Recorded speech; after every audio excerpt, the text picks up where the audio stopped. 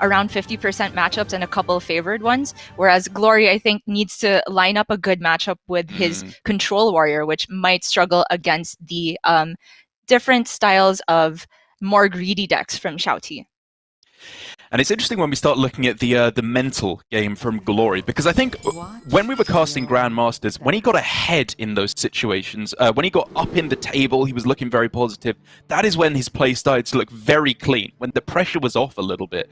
But now that he's one game away from losing, from just being eliminated, from the Hearthstone World Championship, I hope that he's able to keep his cool, because yesterday against Yala, I think he was able to just about keep that. But it was looking shaky. You could see the nerves getting to him. And starting off this series with Rogue versus Shaman, it's exactly that kind of negative mental attitude that could creep in, because this is not the matchup that you want.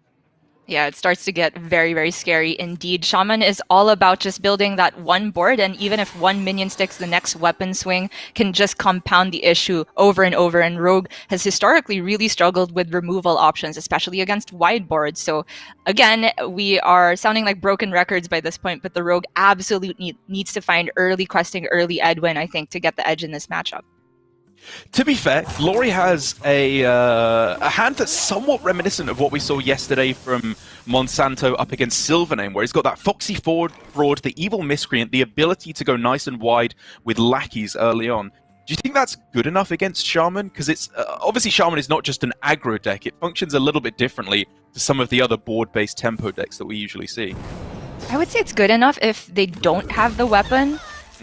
This is obviously a hand that's able to get the board control very, very quickly. I love the decision from Glory to already commit Backstab and the Wand Thief, because his next turn looks like a pretty clean Foxy Fraud Evil Miscreant using the coin. Picking up Evocation could be the X factor that he needs to deal with what will eventually be the weapon play from XiaoT, because he already has Cage Match Custodian plus the Dread Corsair in hand, and has also picked up Lightning Bloom. That's a very, very interesting one. I mean, honestly, from XiaoT, just playing out the Sludge Slurper on one, it seems like such an innocuous play, but it's going to start having big repercussions, right? Because the curve could otherwise have been Cage Match Custodian on 2, Bloom Weapon plus Corsair. Everything starts to get set back one turn, which, who knows, maybe that is the turn that is needed for Glory to start popping up with the questing, the Edwin, and the questing he has just found. Yeah, it could be. I mean, obviously, we can't criticize XiaoT's play of the Sludge Slurper on turn 1 because he didn't know he would be getting the Bloom right after. So he was maybe thinking that, well, I don't get to accelerate my clock of when I play the weapon, so might as well get that 2-1 on board. One drop on 1 against Rogue, even if it has 1 health, is historically a good play because they never want to coin Dagger necessarily.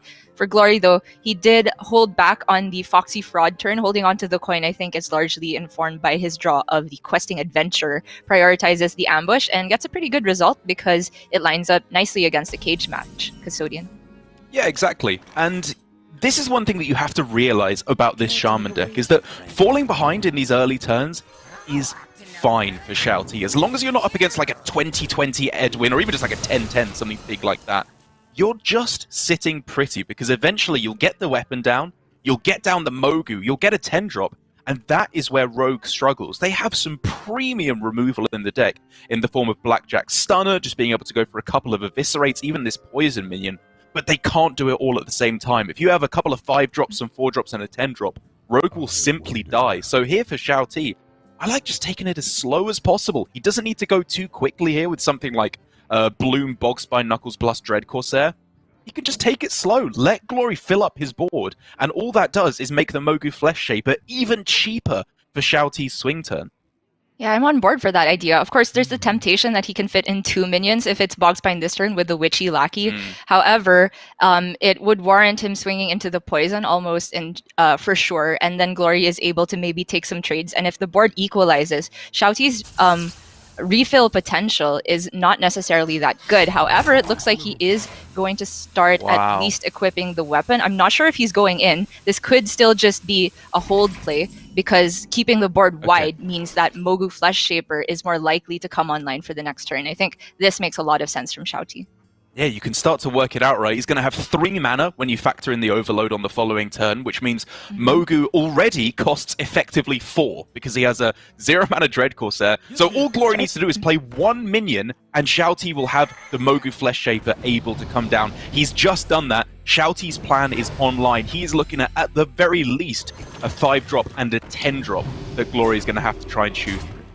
It's huge, but obviously you can't fault Glory for playing a minion because it's a huge threat. He taunts that up. He knows that Mogu cannot value trade into this questing, nor can the Bogspine take it out in 1 hit. And he's saying, all right, you can get your big minions, but I have the wide board. I'm going to protect my Poisonous to make sure I can deal with at least one of those minions, and the questing will stick around unless XiaoT gets a big rush or charge minion. This was such a smart play from Glory, having the ability to go wide on board to still threaten that damage, but also have a play around Mogu, because he knows that if just Serpent Shrine comes down to kill the 2-1, Mogu's not playable. There's not enough mana. It would force another Lightning Bloom, which XiaoT is unlikely to have. And I'm almost coming to the conclusion that you just have to go Hare, Corsair, Mogu, and just let them attack into something with the Poisonous. Yes, I think that's absolutely the play, and he does have to tank the questing for 5, but there's no other way to deal with the board other than praying for good outcomes from these evolves, in my opinion. Okay, there's a Serpent Shrine play and delay for a turn. I can see that happening. He could Serpent Shrine the questing as well, right? Because then that deals with the questing and means he can still go for Hare next turn. Oh, whoa, Diving Griffin is mega illegal! Hello? That's insane! That's Glory's own medicine from Apex Spell Druid days. Hello? It all comes full circle, cheer. It's always the Diving Griffin. That's one for you Apex fans out there. And you can just see from Glory, that was the worst possible thing that could happen. That was disastrous. Yeah. The poison not sticking around means that Kaligos is safe. It means that the Aldor Truthseeker is going to warrant this Eviscerate, and Glory has to go back to the drawing board. XiaoT has access to Desert Hare with the second charge of his Bogspine Knuckles. That is the single most impactful Griffin we've seen all year.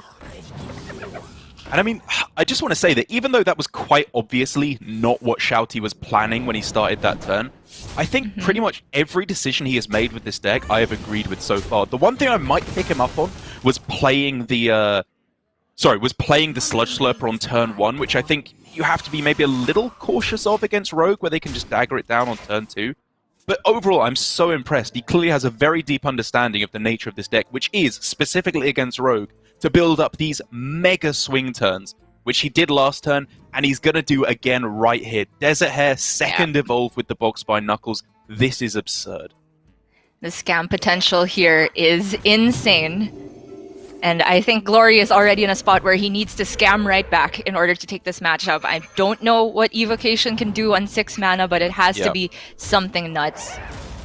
I like saving the Witchy Lackey for afterwards as well. It plays around a weak minion. It also plays around Doomsayer if that's a small possibility that could happen. A Rush and Deathwing? Disgusting.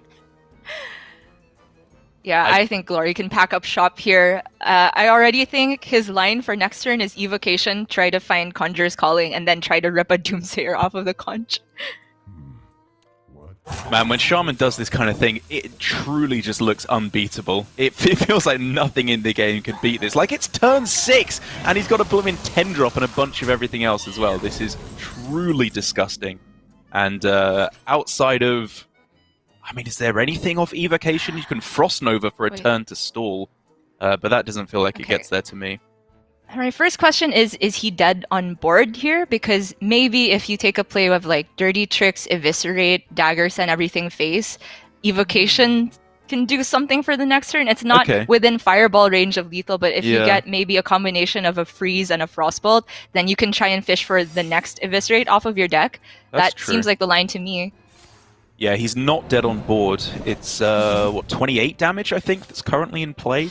And...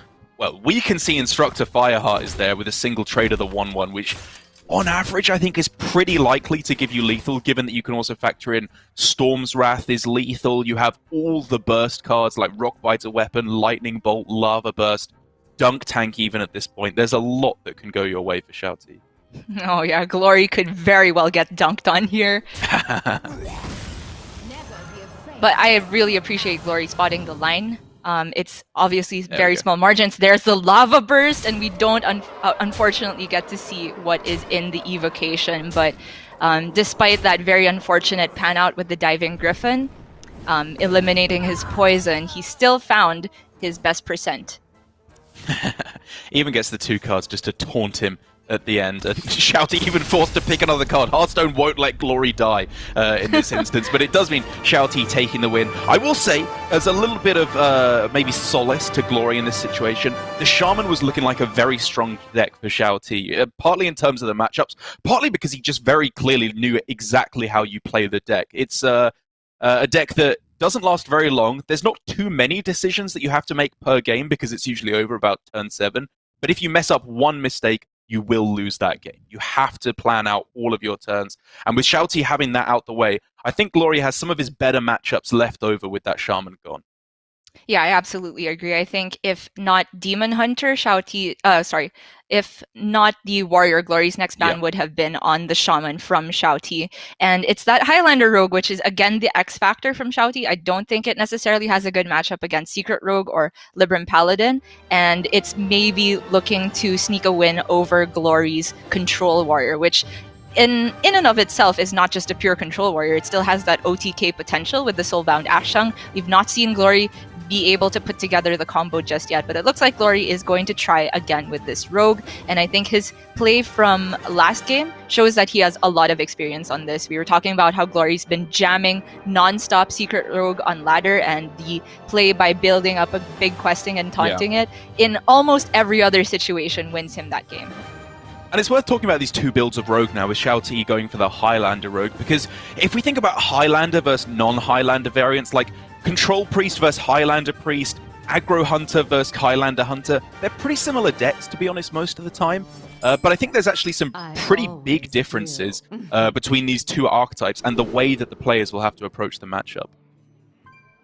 It is true. I think that the Highlander Rogue is more of a curve deck, honestly. It's built to try and outlast until the late game, and then they can take advantage of the Pole Celt and Heist Baron Togwaggle type of combos, whereas the Secret Rogue really wants to go in on the early game and build the biggest minion early as soon as possible. And by Highlander Rogue, the virtue of it running Zephrys and a couple more removal options, strangely enough, has more answers to a big Edwin on the other side compared to the Mirror, but I'm not sure how consistently they can get to those answers. Pretty cool keep there from Glory. Swindle has really opened up a lot of the less all-in openings, especially when you're on the play here with the Rogue. You know, you'd be going for curving out with Hanar into Secrets, I guess, was the ideal. But now with Swindle, you have Prep as a combo activator. You can try and make it go with Edwin, Questing, Miscreant. Everything just feels so fluid now with the cards that were introduced in Madness at the Dark Moon Fair, which is why I think already Glory's got himself in a pretty nice starting situation, especially as XiaoT on the other side kind of has half of each of the powerful things. He's got Hanar, but no secrets. He's now got the Fence and the Vendetta, but no cards from another class quite yet. It's going to take a little bit more for him to get the ball rolling. It's true, but he could seize the board right now by even coining out Hanar without a secret follow-up. It's not the end of the world. He has Praise Galakrond for it as a target next turn, and it's very unlikely to get cleared right now. It's an interesting idea. I mean, a 2-4 on turn 2 when you factor in Praise Galakrond, is a very threatening board presence right out the gate. And for Glory, last turn he did have an option of just going in with the Swindle and the One Thief. Definitely feels like an overcommitment when he has the questing, but now that he sees this Hanar, he realizes he doesn't have time to wait and build up the questing. He is absolutely looking to clear this as a priority. Another evocation shows up as an option, but is that too slow? Well, he does have the combo now active, right? Where evocation and secret passage, it's a really weird interaction. That's just a bad interaction. You never want Generous Mummy. But if you play Evocation and then play Secret Passage, at the end of your turn, the mage cards are not discarded. You get to keep them in hand. So if he wanted to, as early as turn 3, he could just fill his hand up with random mage spells. I mean, that is absolutely a play, But my issue with evocation in the first place is not solved by making the card stay in your hand, which is that it's too slow. You take an entire turn to fill your hand with random mage cards. That's another turn that the Hanar can potentially start generating secrets. Mind you, it could even generate counterspell to pick apart the combo in its entirety. So I think for Glory, it is a welcome sight to not see the secret trait start coming down here. However, the Praise Galakron makes it so that his 1-2s are looking very miserable. Kind of a tough choice there for XiaoT. I think Plagued Proto Drake is kind of meaty enough to throw down, but obviously against a deck that runs Blackjack Stunners, it's less than ideal, which is why I was kind of leaning towards the Alexstrasza. But either way, Glory does get himself a second prep to go alongside that questing adventurer. And even though there's quite a few ways it can die here, I think it's definitely worth saying to XiaoT here, you don't have the secrets, you're clearly a little bit weak in this early game, and force him to find that answer, because if he doesn't, you are absolutely laughing.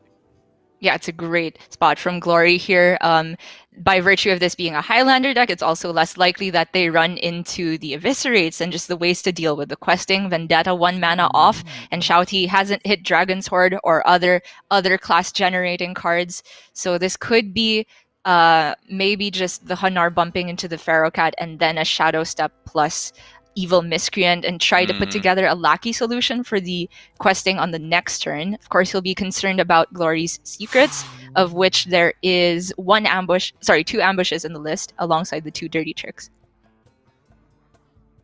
But then do you just do nothing? Is that the best thing that you have available as an alternative? Like, Shadow Stepping Hanar, it's not just good as an activator for Miscreant, it's also just a pretty good play. As soon as you do draw a secret, you can then just start generating huge amounts of value, very disruptive plays for your opponent as well. Which is why I think for XiaoT here, he steps first, sees what the secret is, and afterwards I think makes the correct call of just going with the Miscreant and leaving the Hanar in hand. Yeah, I definitely like that, but Glory has such a tough decision on his hands right now. I mean, he could do the thing with the Evo Secret Passage, and he'll end up with 5 mage spells to his name after all of that, but it could be giving up on an opportunity to just go in with a huge questing, and we did have some questions about Glory's Secret Passage play yesterday, but I think it's absolutely warranted to go for it here, and he gets, I would say, a very good result. This is absolutely disgusting.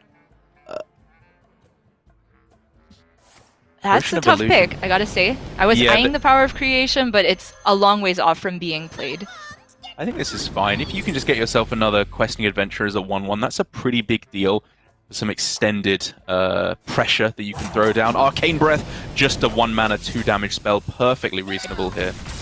Yeah, I definitely like taking the cheapest one here. It just goes along both with Glory's on-board plan of cheap things, buff your questing, and also make room for evocation later on, because now that he's used the Secret Passage, evocation is a one-time usage on those cashed out mage spells.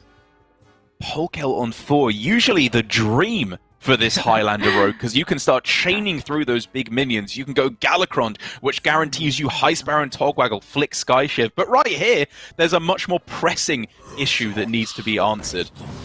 Yeah, I mean, the Polkelt is actively bad. It's all of XiaoT's top decks, if he plays the Polkelt, are unplayable for a long time. And so XiaoT's just going to do his best to build a board. I would be in favor of just dumping all 3 of his playable minions here, evolving, I am not sure which, but he just has to hope something sticks to deal with the questing and hope for a Zephyrus top deck. Didn't fancy getting the +2/+2 buff on Plagued Proto Drake. I think reasonable. I don't think that was going to be making much difference. Yeah, he just needs stats on this board right now. He's holding on to the Hanar. I'm not sure I favor that, because even if he does get a secret next turn and does the train, I don't think it's enough. I feel like the 1/4 on board may be tempting Glory into expending resources into that was possibly more impactful. But then again, if he does get a secret, it's an active vendetta immediately, so that's probably the big reasoning behind it. Yeah, I think it's also reasonable to assume from XiaoT's perspective that you could get like some way to isolate the questing adventurer, and then maybe you go for a vaporize or a pressure plate, for example, as well, to try and neutralize it that way. It's slim, you know, it's not likely to happen at all, but it's definitely his best shot, because he is losing this game on the very next turn. That he is. I don't think Seal Fate with 2 mana remaining can do much here. If he gets Titanic Lackey, takes 2 trades, and then Right. just sets up a wall that's not dead on board. Is there anything that you can get off of Ethereal Lackey? Plague of Madness, you tank too much damage to kill it off. 1 mana, I'm not seeing it. I am not seeing it. Yeah, I think it's just look for Titanic to survive. Obviously, it doesn't solve his long-term problems, but staying alive on board is priority number 1 here.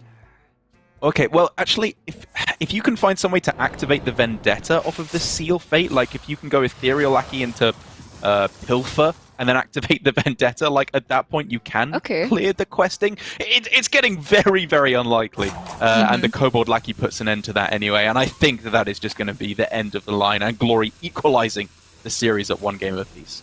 It's true. The questing just had too much health on it, and we were talking about how Secret Rogue can do this a lot more consistently in terms of building threats compared to Highlander Rogue, and while Highlander Rogue does run minion removal, it's not available till a bit later in the game, such as Flick, and on top of that, if they don't find Zephrys, it can just be a complete beatdown like what we saw there, and I think that's just desserts for XiaoT after his very fortunate evolve outcome in Game 1. It's just so hard to analyze it, because if we were looking at a game where XiaoT had drawn Zephrys, Shadow Step, Edwin, we'd be saying, oh, that was the bring of the tournament, you know, Zephrys Rogue is amazing. But then half the time, you don't get that, and you're just playing what feels like a worse version of Galakrond Rogue, a worse version of Secret Rogue, kind of taking a little bit of each and doing everything worse than the full 2-of deck would do it. So it's a rough loss there for XiaoT, but definitely not a situation where his rogue can't get a win, because there is still the Demon Hunter, on the other side for Glory, and the Paladin as well, which I think could be a reasonable matchup for XiaoT. But he is going to switch over to the aggro Demon Hunter, and I believe he's gone with the build that you are a big fan of in this metagame.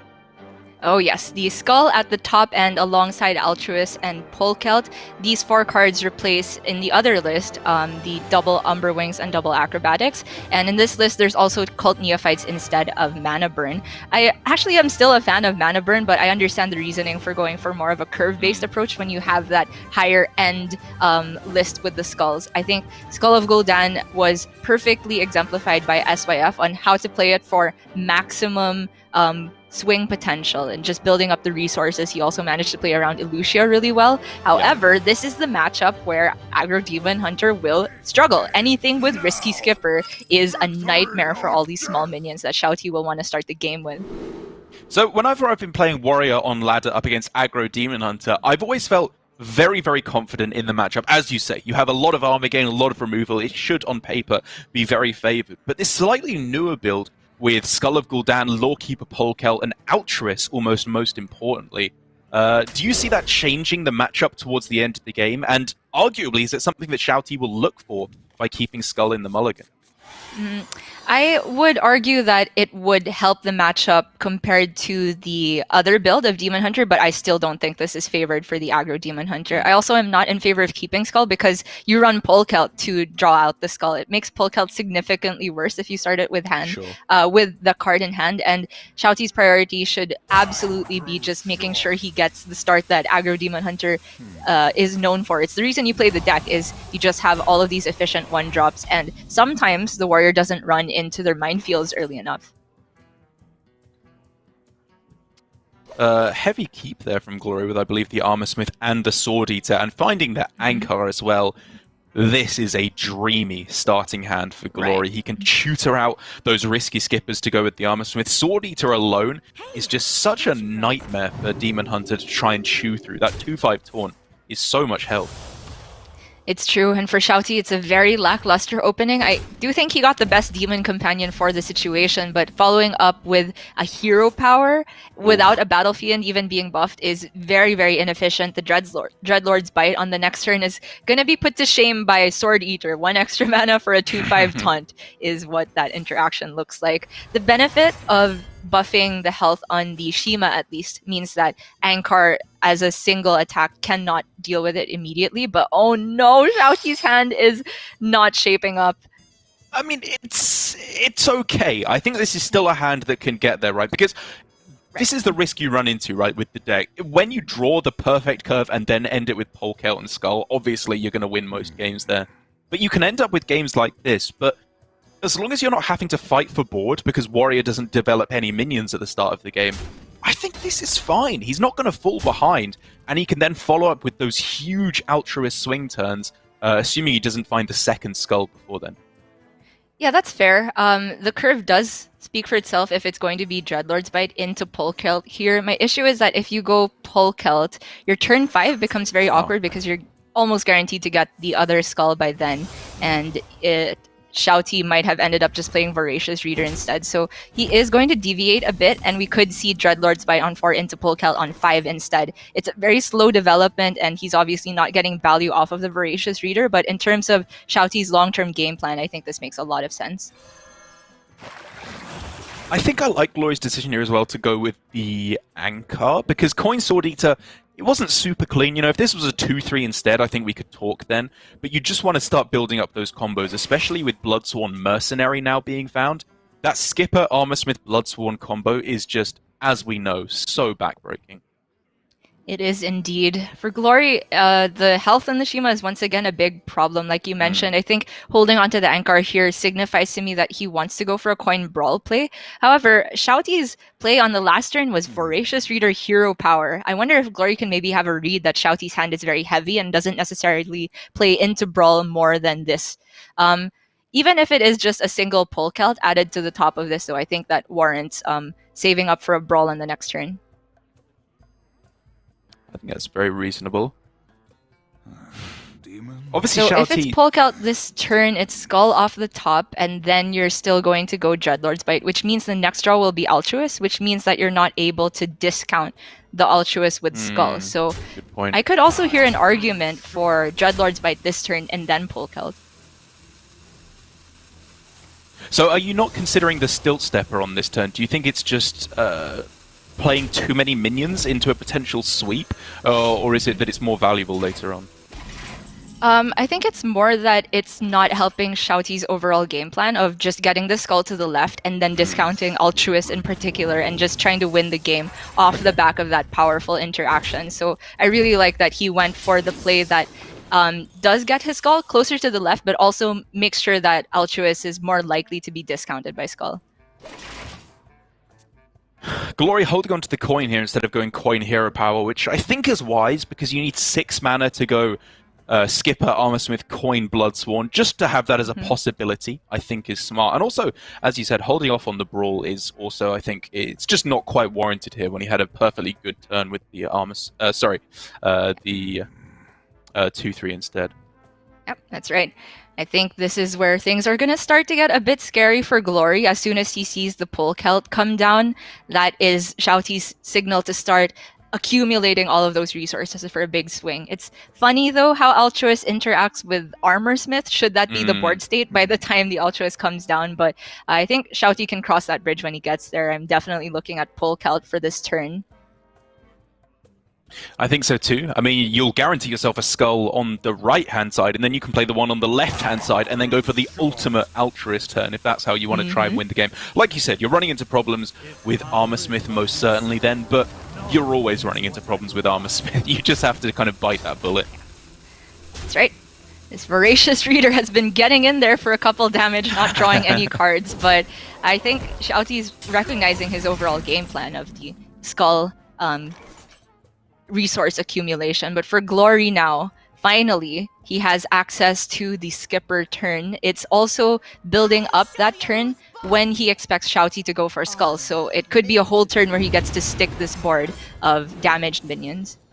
Yeah, it was kind of a weird turn, right? I was eyeing up Brawl on this turn, I have to be honest. I know that the Polkelt could survive, which would be pretty bad, but everything else was okay, and this way does leave a 4-3 on the other side of the board. I guess it is just still a very strong board presence you're developing yourself. It's scary for XiaoT, for sure. Yeah, he gets so much information off of the Polkelt, right? Because XiaoT is almost 100% going to Skull here, but the Altruist is not yet playable off of Skull. It's going to cost 1 mana. So I think Glory is recognizing this is a turn where he can potentially stick a couple of these minions, make things a bit more awkward for XiaoT, and then move from there. Oh, XiaoT does pick up the second Dreadlord's Bite in outcast position though, which is an insane outcome. It means Glory is not able to stick his skipper. Yeah, that is just disastrous. No way to actually capitalize on that board that he created. Instead, getting the 2-5 down, this is good. It's all very powerful stuff that he's doing. And against the traditional aggro Demon Hunter, this would kind of be the end game here for XiaoT. He would just be out of resources. But the ability to keep going and going and going with this deck is absurd. Do you think we're just lining up for another skull on this turn?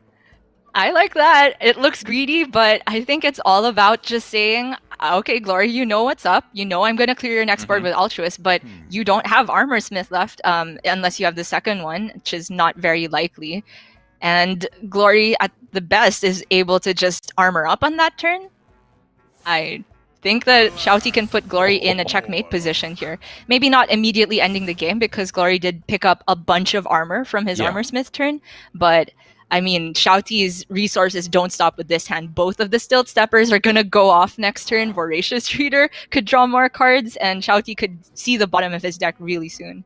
Man, this is going to be so close. There's another shield block. There's the Bulwark of Azzinoth, which, you shouldn't underestimate. You ideally want to play that after the Altruist turn has gone down, so you don't just delete 4 damage. But even if it's just 3 mana, gain 4 health, that could be game-winning in this instance for Glory. Yeah. Oh, I don't know, Derek. There's just so much damage in XiaoT's hand. Both the Stilt Steppers, I think, can 100% go off. Oh, maybe not. It might mess with the Altruist turn a little bit. But even if one of those goes off, that's +4 on the 3 attack weapon already, and then you have every single card played off the Altruist. It's nuts. Taunt cards in your hand. That is kind of interesting, actually. You could get yourself a massive Sword Eater on the next turn. I was kind of into that. Obviously, the Sword Eater was not playable this turn, but you wouldn't want to play it anyway because it's going to get swept up by Altruist. Instead, he takes the Inner Rage, which has more natural synergy with his deck. I'm not sure what Glory is planning for, but my hunch is that he's just hoping to hit the second Armor Smith sooner rather than later. And here we go. Right? Okay, so in terms of how he divvies this out, he's going to be drawing 2 mana cards, I believe, off of the Stilt Steppers, should he want to go for it that way. So he does need to be a little bit cautious about making sure he can unlock those 3 Bone Chewer and Voracious Reader 0 mana cards in the middle for Altruist. Right. I think maybe the left Stilt Stepper doesn't end up getting played, so it could just be Altruist and then everything from the right side. Okay. That makes sense. You could even then Is this ever hold altogether? It could be like Stilt Stepper this turn and just say, Glory, I'm not allowing you to build the next board either because I have this Altruist clear. I don't know if that's too greedy. Surely not. Yeah, I don't know. I would go in 100% here, but XiaoT doesn't have much time left. Yeah. Altruist turns are not that fast. He is going for the greedy play. Wow. Oh my goodness. Okay, I guess you play the Wriggling Horror. You take your extra damage. Yeah, absolutely. Still gets to spend all his mana. And he still gets to deal 8 damage to the face here. I mean, it's still too close to call. Glory has the Bulwark of Azzinoth, which was a big deal, an extra taunt with the Sword Eater. There's defensive maneuvers on his side, but it's just so much damage. Can he stand up to it? Yeah, I mean, the Bulwark is straight up checked by Altruist. It only negates 4 damage. Maybe that's XiaoT's thinking of holding off on the turn for 1 more. Okay, What now? It hasn't hit the minefields, and this is strangely still quite awkward for Bladestorm. There's a play where he goes like the Lackey and the 2-1 inner fire the Cult Neophyte and Bladestorms. As Glory, I just don't want to take any face damage ever again. If you don't take any, it gets a little bit tough as to how you perfectly clear this board, you know? Okay. There was that Inner Rage and Bladestorm play, but maybe Glory was saying that's a bit too slow. I also need to get to my own game plan, which is eventually finding Armor Smith. So he goes for a play of leaving up the Wriggling Horror, but manages to keep cycling, fits in the hero power as well. I'm on board for this. I think leaving it in play is a good idea as well, because there is the potential for XiaoT to run out of board spaces, I think, which is something you have to bear in mind. Damage. Sorry, Derek, I am just trying to count up here. How much is this? It's getting up there. It's gotta getting be go time. There's just no more delay here. Stilt Step, it's just 7 from the Altruist procs alone. Stilt Stepper is gonna go off, so that's 11. Urzul Horror adds another one for 12. Twin Slice is like 14. It's just problem too is, much. Though, there's not enough board space becomes an issue. Yeah. He can't actually play anything, which is a great way, or a great reason, I suppose, for Glory to leave up the 2-1. It does mean he tanks an extra damage because Wriggling Horror gets the immediate buff. But it's tough now. XiaoT cannot dump his hand enough, and as it currently stands, this doesn't really come that close to lethal damage. Yeah, surprisingly not. He can draw a little bit more if he goes Voracious Reader and Twin Slice here.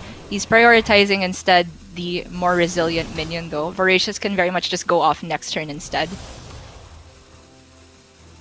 And now, Glory has been holding on to all this removal for this turn. XiaoT has front-loaded a bunch of this damage and is running on very little burst by this point because both Stilt Steppers have been used.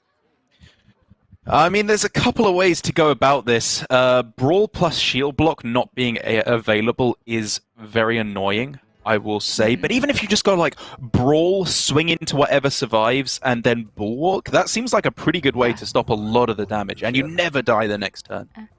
I'm kind of into Barov Bladestorm hero power, maybe. Okay. He gets to fit in the hero power, you use less spells, which means the Cult Neophyte is less impactful. And it's just by virtue of XiaoT having run out of burst here, meaning that the Bulwark next turn is still going to be pretty impactful.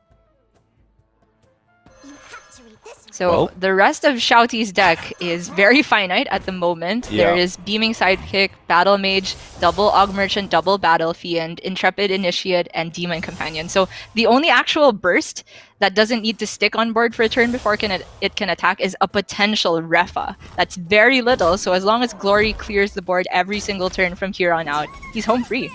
And I think he can. As soon as he starts getting these minions down, Kargath Blade Fist is fantastic as well. He can just start value trading. He doesn't even need to worry about having the removal because he will have board control, and every card he's getting here is just better and better. Kargath plus Bloodsworn, I think, on this turn looks super clean. Yeah, I am on board for that. Honestly, Glory can do pretty much anything here. XiaoT is well and truly gassed out. And even though it was a very admirable effort with the Polkelt and Skull, and I think maybe the wait a turn play was inspired, because obviously you and I were getting impatient, but XiaoT foresaw this problem on the turn that he decided to wait for one more turn, because if Glory had the clear on the previous turn, then the follow-up of Stilt Stepper is much less impactful compared to doing it the other way around. I think it was a very, very clever game from XiaoT, all things considered. There were a bunch of things that didn't necessarily seem so obvious, like not going for the for the Dreadlord's Bite on turn 3, instead going for the Voracious Reader, which felt super unintuitive, but in the end was exactly what allowed him to get that board presence. It equaled quite a lot of damage over the course of the game, even though it was only a 1-3. As you can see, it was not enough in the end because Glory's deck is doing what Glory's deck is supposed to do. But very, very valiant effort nonetheless, as you said. Yeah, that's right. I think XiaoT showed that despite this being a very aggressive deck, one that has been the bane of many ladder player complaining that it's mindless, there's a lot of nuance to it. It's tough to optimize how much card draw you get, and with the Skull version in particular, planning out your Altruist turns is incredibly difficult to do perfectly. However, in the end, of course, Glory is bringing this warrior to take matchups like this one, and he has run into a more aggressive lineup, and it's no surprise that he takes that win. It does mean, however, that I'm quite worried about XiaoT's Rogue now. Up against the Paladin that's left over. Do you think that Rogue is in a tough spot against Paladin? Because I think traditionally the perception has been that Rogue, with all its like little tricks that it can do, sap abilities, strong single target removal, is pretty good against Paladin that for the most part just plays one big minion each turn.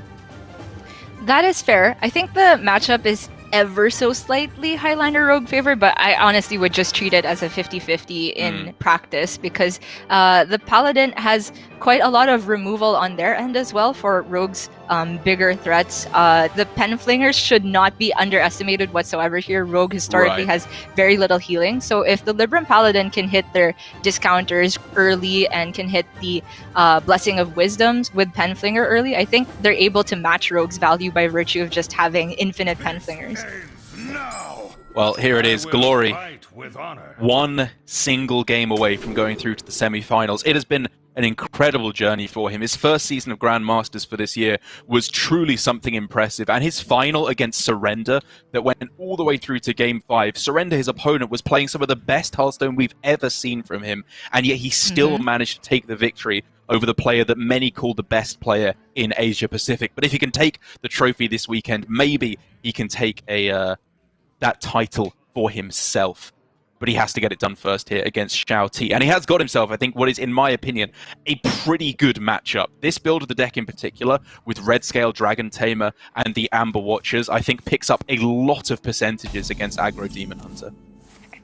I hate to dumb this down so much, but I think a lot of this matchup comes down to who is on the play and whether that person on the play has a 1-drop. Paladin, much less likely to do so, but Glory picks up the first day of school, gets a premium outcome, and already XiaoT's game plan is looking very, very less viable compared to if he were on the play. So how do you try and disrupt this? Because I'm seeing a couple of options, right? If you're afraid of a buff, I'm kind of interested in actually going Coin Neophyte here, just because Hand of Adal and Libram of Wisdom both are so devastating against what you're trying to do. Yeah, I like that plan. On top of it taking out the buff on its own, preventing the buff from being playable on its own, this is just bread and bones Hearthstone. A 3-2 challenges a 1-3. Yes. Bread and butter.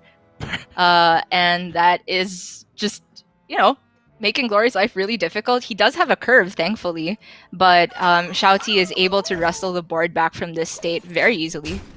I've heard a lot about Filipino cooking after hearing you eat in the breaks of Grandmasters, but bread and bones is not one that I've heard of thus far, I've got to say. It's just, we have this bad habit of combining two different English idioms. So I was trying to go bare bones and bread and butter.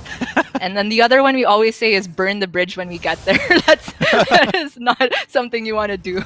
There's nothing I like more than a good Sunday morning in the Philippines, eating my bread and bones and burning a bridge when we get there.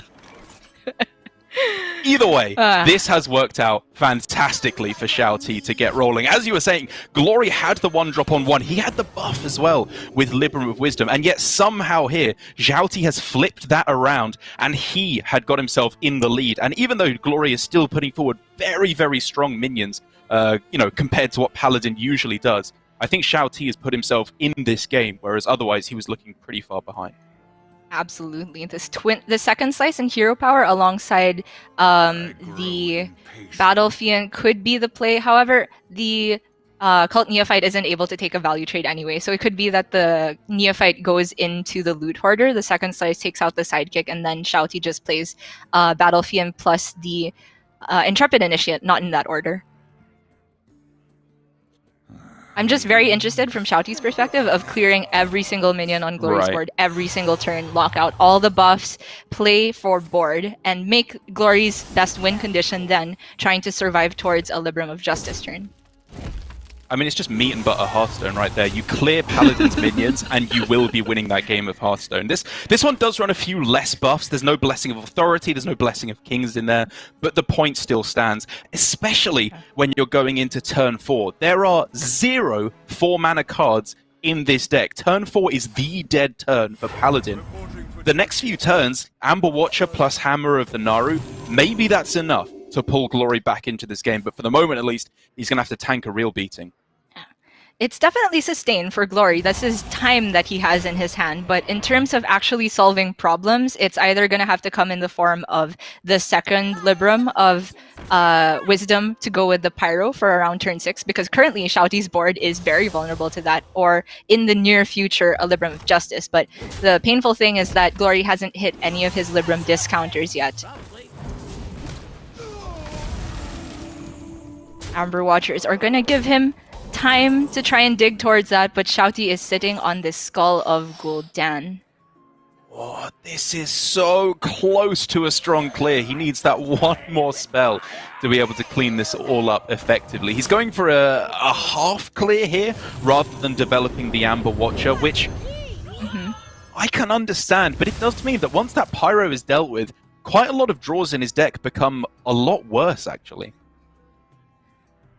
It's true, but I don't think there were very many draws to begin with that make the Pyro good. I actually really like this approach from Glory because the Pyro ends up on 2 HP instead of 1, so it's very likely to take one more minion down with it, which means that XiaoT is going to have 2 minions face up that Glory can see. He can probably expect 1 or 2 more to be developed, by which point Amber Watcher Broom clears up the majority of the balance.